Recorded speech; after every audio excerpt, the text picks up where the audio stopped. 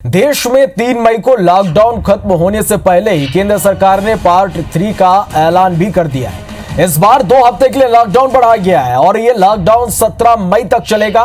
गृह मंत्रालय ने इस बारे में आदेश जारी कर दिए हैं, लेकिन इस लॉकडाउन में कई इलाकों में अलग अलग तरह की छूट भी दी गई है। इससे पहले सरकार ने देश के सभी जिलों को रेड, ऑरेंज और ग्रीन जोन में बांटा था और इसी के आधार पर तीसरे लॉकडाउन में छूट दी गई है। 130 जिले अभी भी रेड जोन में हैं, लेकिन 319 जिले ग्रीन जोन में हैं। नए गाइडलाइन के मुताबिक सभी जोन में हवाई यात्रा, रेल, मेट्रो, इंटर स्टेट यात्राएं, स्कूल, कॉलेज का संचालन, ट्रेनिंग, कोचिंग संस्थानों पर पहले की तरह ही पूरी तरह से प्रतिबंध जारी रहेगा। इसके साथ ही सभी धार्मिक स्थल भी अब 17 मई तक बंद रहेंगे। चलिए, तो लॉकडाउन 2 के बाद अब लॉकडाउन 3 का ऐलान कर दिया गया है, लेकिन इस लॉकडाउन 3 में एक बड़ी राहत यहां पर लोगों को दी गई है। कल जो देश के जिले हैं उसे अलग अलग जोन में बांटा गया। अब इसी जोन के आधार पर लोगों को राहत दी जा रही है, लेकिन जो पहले की तरह कुछ जो सेवाएं हैं वो पूरी तरह से उस पर प्रतिबंध लागू रहेगी। लेकिन कई इलाकों में अलग अलग तरह की छूट भी दी गई है। रेड जोन, ऑरेंज जोन और ग्रीन जोन में अलग अलग जिलों को बांटा गया और इसी के आधार पर तीसरे लॉकडाउन में ये जो छूट है वो दी गई है। लेकिन आपको बता दें कि जो पहले से प्रतिबंध जिन पर थी, हवाई यात्रा, रेल, मेट्रो, इंटर स्टेट यात्राएं, स्कूल कॉलेजों का संचालन, ट्रेनिंग कोचिंग संस्थानों पर पूरी तरह से प्रतिबंध लगातार जारी रहेगा। और ये देखिए, इस वक्त हम आपको ये बता रहे हैं कि जो रेड जोन है, ऑरेंज जोन है और ग्रीन जोन है, यहाँ पर किस तरह की सुविधाएं आपको अब लॉकडाउन 3 में मिलेगी। क्या कुछ खुलेंगे, क्या कुछ बंद रहेंगे, ये इस वक्त आप देख पा रहे हैं कि रेड जोन फिलहाल यहाँ पर राहत नहीं दी गई है, लेकिन ग्रीन जोन में एक बड़ी राहत सरकार की ओर से आम लोगों को दी गई है। ऑरेंज जोन में भी शर्तों के साथ यहाँ पर कुछ छूट लोगों को दी गई है।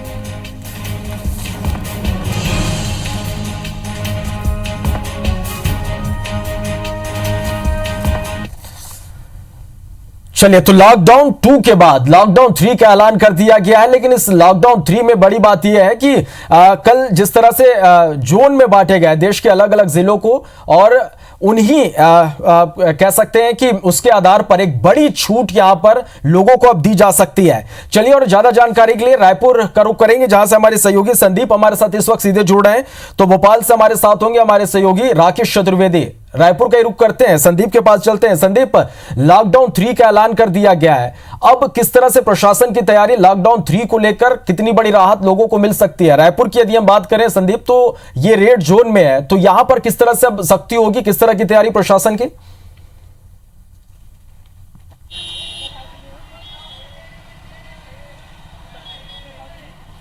देखिए श्रवण, सबसे पहले तो दर्शकों को बता दें कि चाहे रेड जोन हो, ग्रीन जोन हो या ऑरेंज जोन हो, सभी प्रकार के जोनों में 2 चीज़ें पहले से तय थी, वो अभी भी लागू रहेंगी। कि शाम को जो दुकानें खुलने का समय था वो अभी भी प्रतिबंधित है कि आपको देर शाम तक खुलना नहीं है, इसके देर शाम तक सड़क पर घूमना नहीं है। इसके अलावा जो चाहे मंदिर है, मस्जिद है, चाहे चर्च है, या ऐसी जो सार्वजनिक स्थल है जहाँ भीड़ इकट्ठी होती थी, वहाँ पर अभी भी अनुमति नहीं है। चाहे स्कूल हो, कॉलेज हो, चाहे किसी प्रकार का सामूहिक आयोजन, उस पर प्रतिबंध है। अब छत्तीसगढ़ की बात करें तो हमारा रायपुर जो है वो रेड जोन पे है, कोरबा जो है ऑरेंज जोन पे, बाकी जो अन्य जिले हैं वो ग्रीन जोन है। तो रायपुर में अभी भी रेड जोन है, क्योंकि यहाँ पर जो 7 एक्टिव केस जो हैं वो रायपुर में अभी एम्स में उनका इलाज चल रहा है। तो शायद यही कारण है कि रायपुर को रेड जोन में रखा गया है। दुकानों को खुलने की अनुमति जिला प्रशासन ने जो पहले गाइडलाइन जारी की थी उस पर है, लेकिन अभी भी देखिए स्पा नहीं खुलेंगे, सैलून नहीं खुलेंगे, पान की दुकानें, शराब की दुकानें और सामूहिक गैदरिंग वाली जगह नहीं खुलेगी। आपको एक बाजार का नज़ारा दिखा रहे हैं। रायपुर हालांकि रेड जोन है, लेकिन उस हिसाब से नियम का यहाँ बहुत ज़्यादा पालन नहीं हो रहा है, क्योंकि लोगों को कहीं ना कहीं ये मालूम है कि रायपुर का कोई व्यक्ति खुद संक्रमित नहीं है। यहाँ पर एम्स में जितने भी मरीज़ हैं वो एम्स में भर्ती है, तो इस कारण लोग थोड़ा यहाँ पर लापरवाह बने हुए हैं। गोल बाजार में हम खड़े हैं, आप देख सकते हैं, आम दिनों में जो भीड़ उमड़ती है वैसी ही भीड़ है। पीछे राशन का बाजार है, वहाँ बहुत ज़्यादा भीड़ उमड़ती है। लोग बिना मास्क और सोशल डिस्टेंसिंग का पालन किए घूम रहे हैं। तो रायपुर में हालांकि देखिए आज शनिवार है, कल छुट्टी का दिन रहेगा तो सोमवार से ये बात देखने वाली रहेगी कि क्या नियम का पालन होता है, क्योंकि मुख्यमंत्री भूपेश बघेल ने केंद्रीय स्वास्थ्य मंत्री जो हैं उनसे एक अनुरोध किया है रायपुर को रेड जोन से हटाकर सामान्य ऑरेंज जोन या ग्रीन जोन में लाने के लिए सीएम ने ये अनुरोध किया। तो रायपुर के बाज़ारों में इसका खास असर नहीं दिख रहा है कि रेड जोन में हमारा जो है शहर है आपको। लेकिन दुकानों की बात करें तो सभी प्रकार की जो जरूरी सेवाएं हैं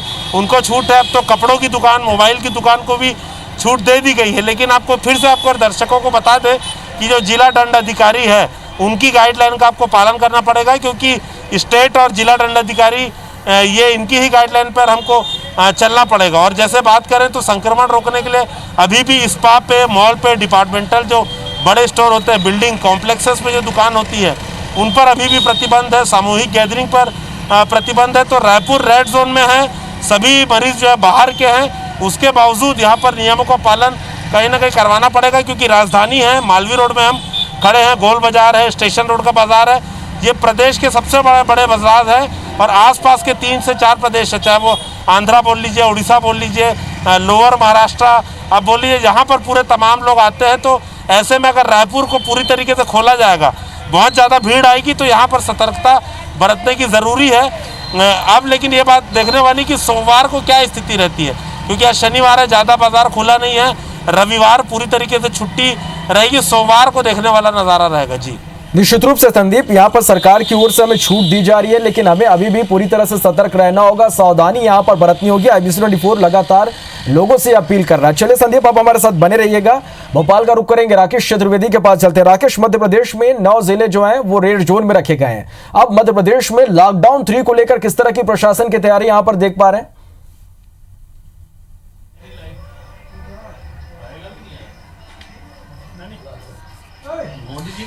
देखिए, मध्य प्रदेश में बात करें तो ये साफ तौर पर निर्देशित कर दिया गया है कि जो मुख्य बाजार हैं, चाहे वाले वो ऐसे ही जिले क्यों ना हो जो कि पूरी तरह से कोरोना मुक्त हैं, वो नहीं खोले जाएंगे। हालांकि हम जो बात कर रहे हैं कि मध्य प्रदेश के 9 जिले रेड जोन में हैं, लेकिन जिस तरह से जो पॉजिटिव मरीज है वो निकलकर सामने आ रहे हैं, कल ही खरगोन में जो है नए मरीज निकलकर सामने आए। ऐसे में ये कह सकते हैं कि 3 मई के बाद ये जो रेड जोन की संख्या मध्य प्रदेश में है ये कम या ज़्यादा हो सकती है। सरकार ये दावा कर रही है कि ये संख्या कम होगी, लेकिन जिस तरह से जो लगातार रिपोर्ट्स आ रही हैं और जिस तरह हम देख पा रहे हैं कि पूरी तरह से जो मरीज निकल कर सामने आएंगे, तो कहीं ना कहीं रेड जोन में की जो रिपोर्ट है उसमें परिवर्तनों का फिलहाल हम बात करें, समूचे मध्य प्रदेश में लॉकडाउन की बात कही जा रही है। खासतौर पर जो रेड जोन के इलाके वहाँ पर टोटल 100% लॉकडाउन है। हालांकि ऐसे इलाके जो कि पूरी तरह से कोरोना मुक्त हैं, उन जिलों में जरूर जो छोटी इकाइयां हैं वो शुरू करने की बात कर रही है, लेकिन अभी तक जो पूरी तरह से परमिशन नहीं मिली है। वही जो मुख्य रूप से सरकार फोकस कर रही है कि ऐसा गरीब तबका है उसके लिए ज़रूरी सामान पहुंचाया जा रहा है। इसके साथ ही मध्य प्रदेश में लगातार जो मजदूर पहुंच रहे हैं, अब तक बात करें एक मोटा आंकड़ा निकल कर सामने आया, करीब 40,000 ऐसे मजदूर हैं जो दूसरे प्रदेशों में थे, वो मध्य प्रदेश पहुँच चुके हैं। और इस पूरे मामले को लेकर विपक्ष क्या सोचता है, विपक्ष इस पूरे मामले को किस तरह से लेता है, ये हम जानने का प्रयास करेंगे। हमारे साथ जो पूर्व मंत्री PC शर्मा मौजूद हैं। हम ये जानना चाहेंगे कि जो दावे किए जा रहे हैं कि मध्य प्रदेश में 9 रेड जोन इलाके हैं, पूरी तरह से लॉकडाउन है, उसको लेकर चूंकि हम बात करें राजधानी भोपाल को लेकर कल समीक्षा बैठक हुई थी और समीक्षा बैठक में पूर्व मंत्री PC शर्मा भी मौजूद थे। उनसे जानना चाहेंगे, पूरे प्रदेश की बात करना चाहेंगे कि जो लॉकडाउन की स्थिति है क्या देख पा रहे हैं आप, सरकार का जो दावा है कितना जो है ज़मीन पर देखने को मिल रहा है? देखिए, ये थी भोपाल राजधानी के जनप्रतिनिधियों की बैठक, और बैठक ली थी गृह मंत्री और स्वास्थ्य मंत्री ने, और इसमें दोनों पार्टी के जनप्रतिनिधि थे, और सबका ये कहना था कि लॉकडाउन केवल 1 हफ्ते के लिए होना चाहिए, और बाकी जो चीज़ें हैं, दूसरी जो दुकानें जो आम दिनों के जो किराने की दुकान है वो खुली हुई हो, लोगों को राशन मिले, गरीबों को पूरा क्योंकि ये 2 महीने होने जा रहे हैं पूरे लॉकडाउन को, तो इसमें जो 5-5 किलो राशन मिला है उसमें क्या होगा एक परिवार को। तो ये सब बातें वहाँ पे उठाई। डॉक्टर्स जो अस्पताल हैं दूसरे अन्य बीमारियों के वो खुले, भोपाल मेमोरियल पूरी तरह से गैस पीड़ितों के लिए हो, बच्चों की पढ़ाई की किताबें और वो मिलें, 2 महीने तक कब तक बैठे रहेंगे, किताबें कॉपी मिले। तो इन सब चीज़ों पे उन्होंने कहा था कि कोई ठोस वो करेंगे। और दूसरा ये उन्होंने कहा है कि रिज़ल्ट टेस्ट ज़्यादा से ज़्यादा हों, टेस्ट के रिज़ल्ट तुरंत आएँ। कहा है कल उनने कि आएंगे। अभी क्या देख पा रहे हैं आप, जो लगातार टेस्ट हो रहे हैं, रिपोर्ट्स का समय पर नहीं आ पा रही है? नहीं, देखिए लगातार बढ़ रहे हैं। आज का जो देश का मामला है, लगभग 72-77 लोगों की डेथ हुई है। मतलब कहीं से भी संक्रमण कम नहीं है, बढ़ता ही जा रहा है। संख्या 35,000 से ऊपर पहुंच गई है, डेथ 1100 से ऊपर पहुंच गई है।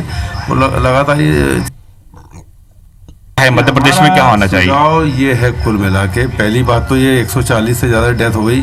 कुल मिला के सरकार ये 40 दिनों में संभाल नहीं पाई, फेल हो गई पूरी तरह से। क्योंकि लगातार अगर हम बात करें बॉम्बे की, दिल्ली की, अहमदाबाद की, तो यहाँ विदेशों से फ़्लाइट्स आती हैं। यहाँ मध्य प्रदेश में कौन सी फ़्लाइट आ रही है विदेश से? एक आध दुबई से इंदौर की, बाकी है कहाँ?